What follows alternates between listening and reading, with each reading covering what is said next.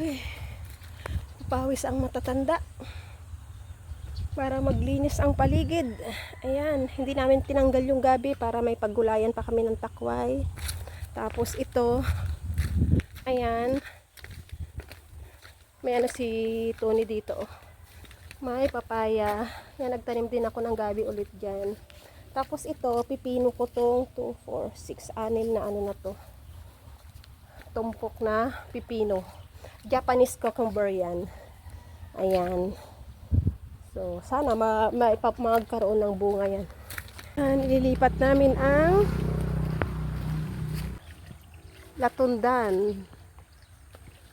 Ganyan lang yan. Hindi man lang siniksik eh. Oh.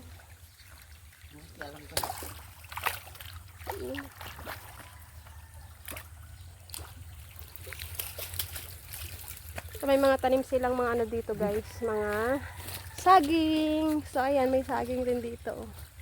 So pag nagkaroon ng bunga, nakakalibre ng mga hinog na saging. So, ganun. Gusto niyang putulin yan at patayin, hindi ako pumayag, kaya pinalipat na lang yan dyan.